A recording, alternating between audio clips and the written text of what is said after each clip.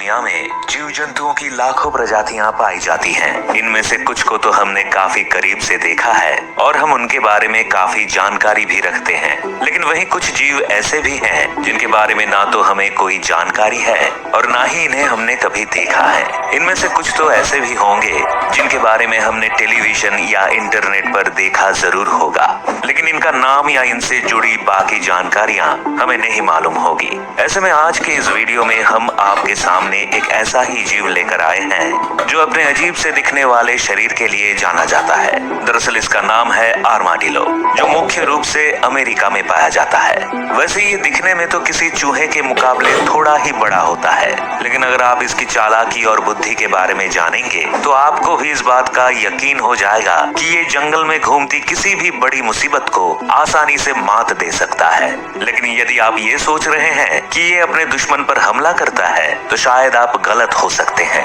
क्योंकि कुदरत ने इसे एक ऐसा हथियार दिया है जिसकी मदद से ये अपने आप को बचा जरूर लेते हैं। दरअसल इन आर्माडिलो की पीठ पर एक सख्त शेल होता है जो इतना कठोर होता है कि बंदूक से निकली गोली भी इसका कुछ नहीं बिगाड़ पाती। इस कारण ही कई लोग तो इसे बुलेट प्रूफ एनिमल भी कहते हैं। वहीं जब कोई शिकार इनकी तरफ बढ़ता है या इन्हें अपने जबड़े में भरने की कोशिश करता है तो ये अपने इस कवच में घुस जाते हैं और इनका पूरा शरीर किसी फुटबॉल की तरह हो जाता है, जिसके कारण ना तो ये किसी के जबड़े में फिट होते हैं और ना ही कोई शिकारी इन्हें चबा पाने की जरूरत कर पाता है। वैसे इनका नाम पूरी तरह से इनके शरीर और इनकी क्वालिटी को बयां करने के लिए काफी है। दरअसल इनके नाम यानी आर्माडिलो का अर्थ लिटिल आर्मर्ड वन होता है, यानी ये ऐसे छोटे जीव हैं जिनका शरीर ही किसी हथियार से कम नहीं है। चलिए आपको सबसे पहले ये बता देते हैं कि जब इसके सामने कोई खतरा आता है तो ये एक बॉल कैसे बन जाता है। आप इस जगह देख रहे हैं कि एक आर्माडिलो जंगल के रास्ते पर खड़ा है, लेकिन जैसे ही उसे इस बात का एहसास होता है कि उसे कोई देख रहा है या उसकी तरफ कोई आने की कोशिश कर रहा है तो एक पल के लिए तो वो उसी जगह बिना हिले डुले खड़ा हो जाता है, लेकिन अचानक ही अपनी जगह पर कूदता है और तुरंत ही एक बॉल की तरह अपने शरीर को बना लेता है। वो ये काम इतनी फुर्ती से करता है कि ये समझ पाना भी मुश्किल हो जाता है कि आखिर ये इतनी जल्दी ऐसा कैसे हो गया। लेकिन कुछ भी कहिए, इसका ये कारनामा था कमाल। इस दुनिया में आर्माडिलो की करीब 20 प्रजातियां पाई जाती हैं और हर प्रजाति के शरीर पर इनका सख्त कवच ही इनकी पहचान बताता है। ये कवच मजबूत होने के साथ ही सबसे अलग दिखाई देता है, जिसके चलते आप दूर से भी इन्हें पहचान सकते हैं। इनके कवच के बाद अब आगे बढ़े तो आपको बता दे कि आर्माडिलो के शरीर की लंबाई 5 से लेकर 59 इंच तक होती है, तो वहीं इनके शरीर का वजन करीब 50 किलोग्राम तक होता है, जबकि इन जीव की ऊंचाई 15 से लेकर 25 सेंटीमीटर के आसपास तक होती है। अपने इस छोटे और अजीब शरीर के चलते ही ये छुपने में भी उस्ताद होते हैं। जहां एक तरफ ये अपने शिकारी को पास में देखकर अपने शरीर को किसी बॉल की तरह बना लेते हैं, तो वहीं जब इनको किसी की नजरों से छुपना होता है तो ये आसानी से गड्ढों या फिर पत्तों में छुप जाते हैं। कई बार तो ये इतनी चतुराई के साथ खुद को सबकी नजरों से छुपाते हैं कि शिकारी इनके आसपास तक पहुंच जाता है, लेकिन इन्हें खुली आंखों से भी नहीं देख पाता। इनका अनोखा कवच तो इनकी पहचान कराता ही है, लेकिन आप इन्हें इनके नुकीले मुंह से भी पहचान सकते हैं। दरअसल इनका ये मुंह या थूथन नुकीली होती है, जो दिखने में किसी फावड़े की तरह नजर आती है। अपनी इस थूथन के जरिए ही ये अपने खाने का पता भी लगाते हैं। दरअसल ये आर्माडिलो छोटे कीड़ों, मकड़ियों, लार्वा और दूसरे जीवों को खाना पसंद करते हैं, जिनका पता लगाने के लिए ये अपनी नाक का इस्तेमाल करते हैं। ये जैसे ही अपने शिकार का पता लगा लेते हैं तो तुरंत ही उनके पास पहुंच जाते हैं और उन्हें चट कर जाते हैं। हालांकि बड़े जानवरों की बात करें तो ये इतने काबिल तो नहीं है कि जंगल के किसी भी जानवर को नुकसान पहुंचा सके, लेकिन इतने भी कमजोर नहीं है कि कोई शिकारी इनके पास आने की कोशिश करे तो ये बैठे ही रहे, क्योंकि इनके पास वो मजबूत हथियार है जिसे भेद पाना किसी भी जानवर के लिए आसान नहीं है।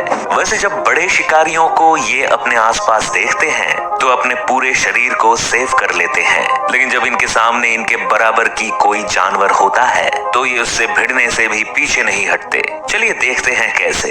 यहाँ हम देख रहे हैं कि किसी गार्डन में एक बिल्ली बैठी हुई है, तो वहीं दूसरी तरफ एक आर्माडिलो भी इसी गार्डन में टहल रहा है। लेकिन जिस तरीके से वो बिल्ली की तरफ बढ़ रहा है, उसे देखकर तो यही लग रहा है कि इसके मन में इस बिल्ली के लिए कोई खास डर नहीं है। शायद उसे भी यही लग रहा होगा कि जब बड़े जानवर उसका कुछ नहीं बिगाड़ सकते, तो भला ये एक छोटी सी बिल्ली उसका क्या ही बिगाड़ लेगी। तभी तो वो रह रहकर बिल्ली की तरफ बढ़ने लगता है।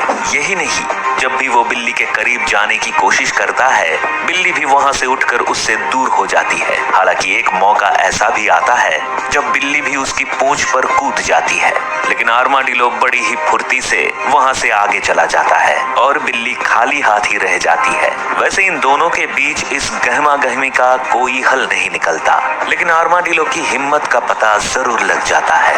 आमतौर पर तो आर्माडिलो को काफी चतुर जीव माना जाता है, लेकिन कम ही लोग इस बात से वाकिफ हैं कि ये जानवर है। आप भी अगर इन्हें कहीं देखेंगे तो या तो ये अकेले दिखाई देंगे या फिर सोते हुए। अपने इसी नेचर के चलते ही ये उन जानवरों में से एक हैं जिन्हें सबसे मिलना जुलना रास नहीं आता। वहीं इनकी आंखें भी काफी कमजोर होती हैं, जिसके कारण ये अपने आसपास की चीजों को अच्छे से नहीं देख पाते। लेकिन यहाँ इनका काम आसान बनाने की जिम्मेदारी इनकी थुथन की होती है, क्योंकि ये तो हम आपको पहले ही बता चुके हैं कि ये अपने शिकार का पता लगाने के लिए अपनी नाक का इस्तेमाल करते हैं। ऐसा इसलिए क्योंकि इनकी सूंघने की शक्ति बहुत ही तेज होती है, जिसकी मदद से ही ये अपने शिकार या खाने का पता लगाते हैं। वैसे अगर शिकार के बारे में बात कर ही रहे हैं, तो आपको बता दें कि आर्माडिलो को निशाचर प्रवृत्ति का माना जाता है, जिसके चलते ये दिन के समय में सोते हैं और रात में अपने शिकार पर निकलते हैं। दरअसल इस वक्त जंगल के अधिकतर जानवर सोते रहते हैं, जिसके चलते इन्हें शिकार करने में बहुत ज्यादा मशक्कत नहीं करनी पड़ती है।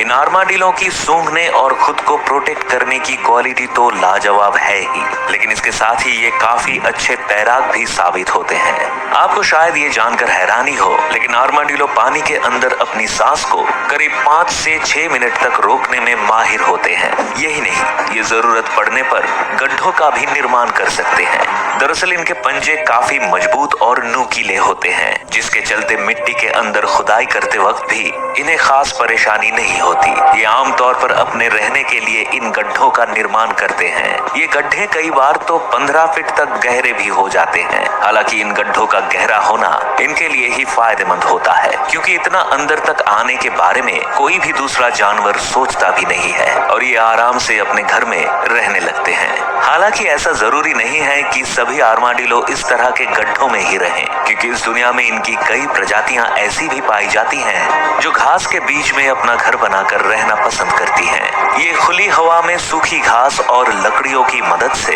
अपने घर का निर्माण करते हैं और यहीं रहकर अपना जीवन व्यतीत करते हैं। आपको बता दें कि आर्माडिलो का जीवन काल आमतौर पर 12 से 15 साल का होता है। आमतौर पर आर्माडिलो को रहने के लिए गर्म वातावरण और जगह की जरूरत होती है, क्योंकि एक तो इनके शरीर का मेटाबॉलिक रेट काफी लो होता है और दूसरा इनके शरीर में फैट स्टोरेज की कमी होती है, जिसके चलते ये अक्सर ही रेन फॉरेस्ट से लेकर ग्रासलैंड्स या सेमी डेजर्ट इलाकों में आसानी से देखने को मिल जाते हैं। इसी कारण से ठंड के मौसम को इनका सबसे बड़ा दुश्मन माना जाता है और ये भी कहा जाता है कि लगातार गिरते हुए टेम्परेचर के चलते इनकी पूरी आबादी का भी सफाया होना संभव है। ऐसे मौसम में इनके गहरे गड्ढों में रहना ही इनके लिए काफी फायदेमंद साबित होता है, क्योंकि इस दौरान जमीन की गर्मी बनी रहती है, जिससे इनका शरीर भी गर्म रहता है। आज के समय में यदि देखा जाए तो आर्माडिलो की कई प्रजातियां विलुप्त होने की कगार पर पहुंच चुकी हैं,